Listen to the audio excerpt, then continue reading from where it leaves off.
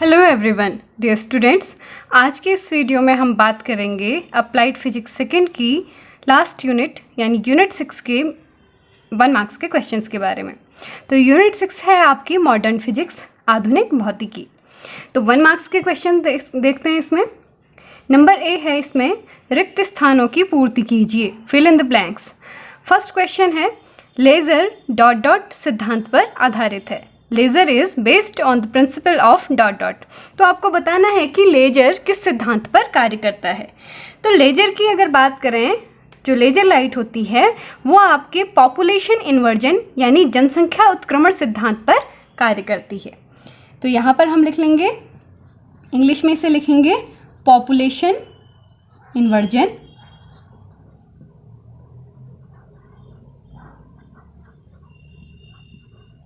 और हिंदी में इसे लिखेंगे जनसंख्या उत्क्रमण।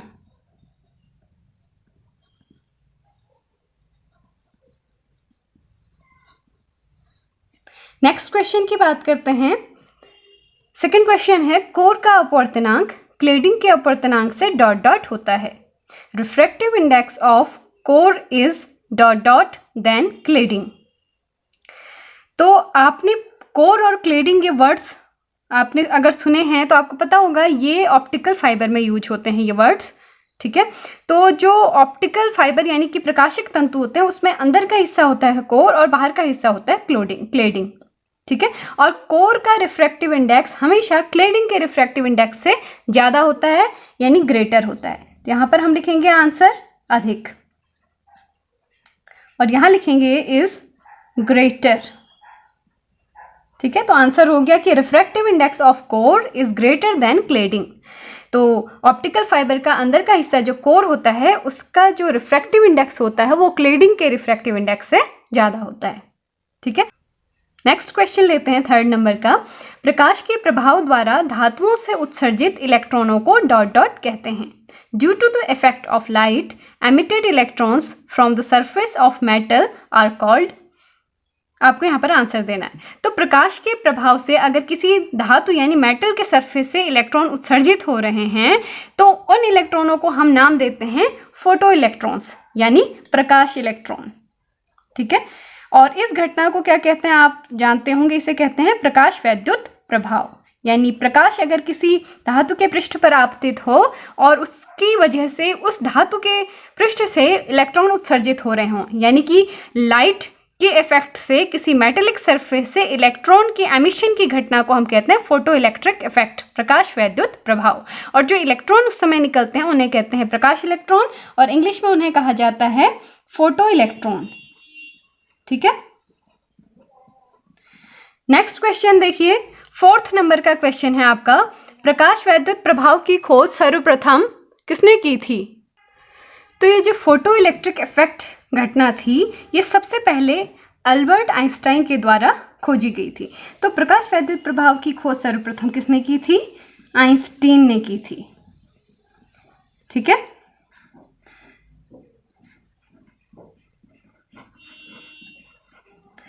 नेक्स्ट क्वेश्चन देखिए, नेक्स्ट क्वेश्चन है आपका, लेजर का पूरा नाम लिखिए। Right full name of laser. अब देखिए लेज़र लाइट जो है उसका जब आप ये जो एक्रोनिम देखेंगे इसमें देखिए हर एक आपके लेटर का एक एक मीनिंग है, ठीक है। तो यहाँ पर एल का मीनिंग है लाइट, ए का मतलब है एम्प्लीफिकेशन बाई, एस का मतलब है स्टिमुलेटेड, ई का मतलब है एमिशन ऑफ, आर का मतलब है रेडिएशन। तो पूरा ये बन गया आपका लाइट एम्प्लीफिकेशन बाय स्टिमुलेटेड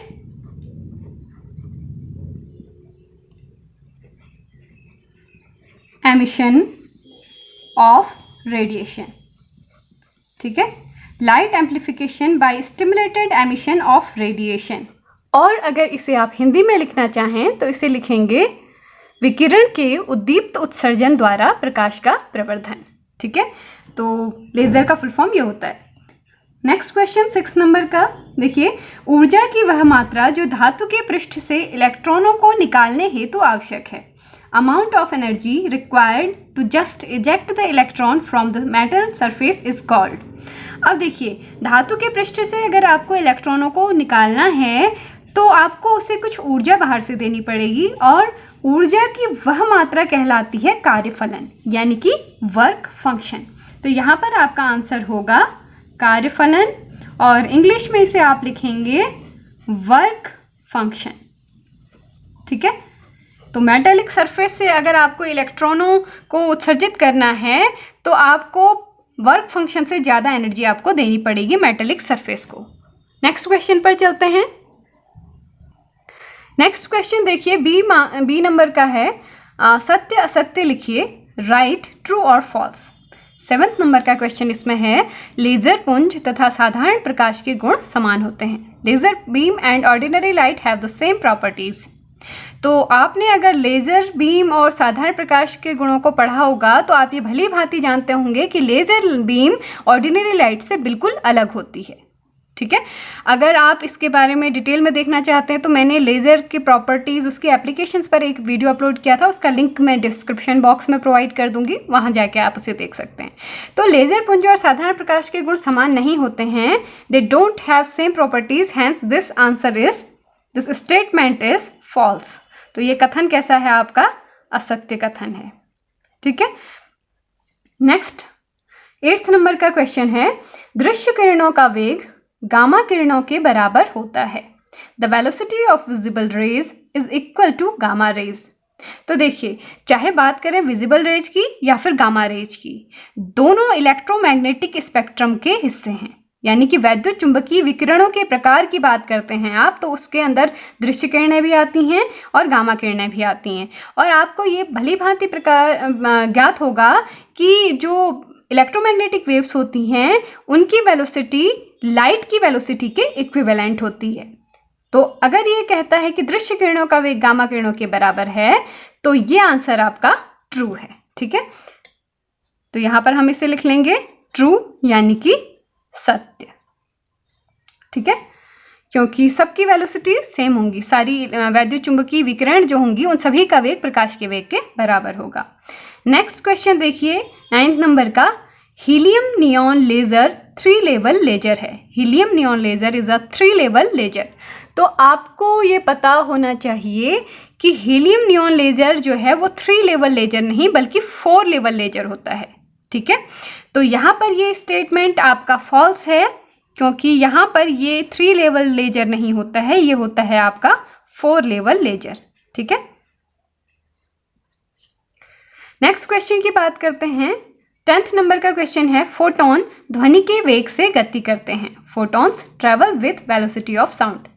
अब आपको पता होगा कि लाइट जो होती है वो ऊर्जा के छोटे छोटे पैकेट्स के रूप में चलती है, यानी एनर्जी के छोटे छोटे पैकेट्स के फॉर्म में चलती है, और हर पैकेट को बोलते हैं आप फोटोन, और हर फोटोन की एनर्जी होती है h न्यू। ठीक है, जहां न्यू उस लाइट की फ्रीक्वेंसी होती है। तो जब फोटोन लाइट के ही अंदर ऊर्जा के पैकेट हैं तो ऑब्वियसली उनकी वेलोसिटी लाइट की वेलोसिटी के इक्विवेलेंट होगी। तो यहाँ पर ये स्टेटमेंट जो लिखा है, फोटोन ध्वनि के वेग से गति करते हैं, ये स्टेटमेंट क्या होगा? फॉल्स। ठीक है, तो यहाँ पर आप इसको लिख लेंगे फॉल्स, यानी कि असत्य। चलिए नेक्स्ट क्वेश्चन देख लेते हैं। 11th नंबर का क्वेश्चन है, लेजर में होने वाला उत्सर्जन स्वतः उत्सर्जन है। Emission taking place in laser is spontaneous. ठीक है, अब लेजर देखिए, उत्सर्जनों की बात अगर करें तो 2 टाइप के आपके एमिशंस होते हैं, 2 टाइप के उत्सर्जन होते हैं। एक होता है स्वतः उत्सर्जन और दूसरा होता है उद्दीप्त उत्सर्जन। स्वतः यानी स्पॉन्टेनियस एमिशन और उद्दीप्त यानी कि स्टिमुलेटेड एमिशन। तो अभी आपने लेजर का फुल फॉर्म देखा था, light amplification by stimulated emission of radiation. तो खुद उसके नाम से ही आपको पता चल रहा होगा कि यहाँ पर एमिशन कैसा होता है? स्टिमुलेटेड, यानी कि उद्दीप्त उत्सर्जन होता है। तो ये आंसर आपका क्या होगा? फॉल्स होगा, क्योंकि वो स्वतः उत्सर्जन ना होके उद्दीप्त उत्सर्जन होता है। तो ये हो गया आपका असत्य। लास्ट क्वेश्चन है 12th नंबर का, लेजर एक उच्च कला संबद्ध स्रोत है क्योंकि इसमें बहुत सारी या फिर अनेक तरंग दैर्ध्य हैं। A laser is a coherent source because it contains many wavelengths.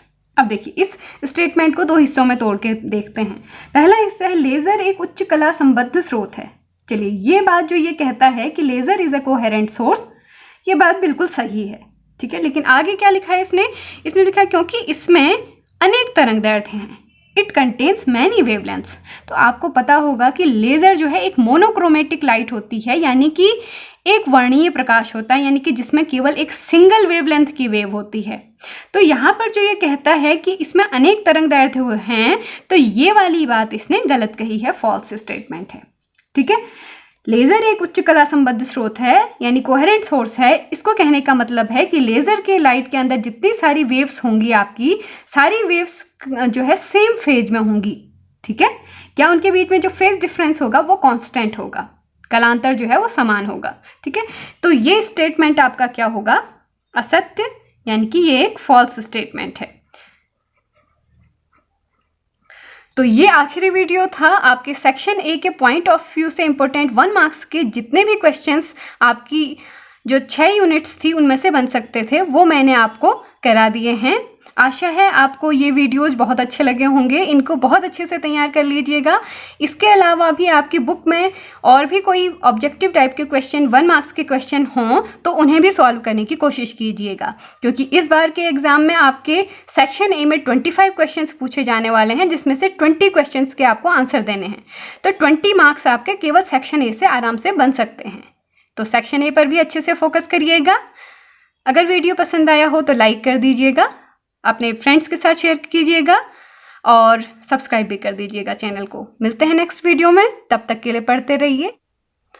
Thanks for watching this video.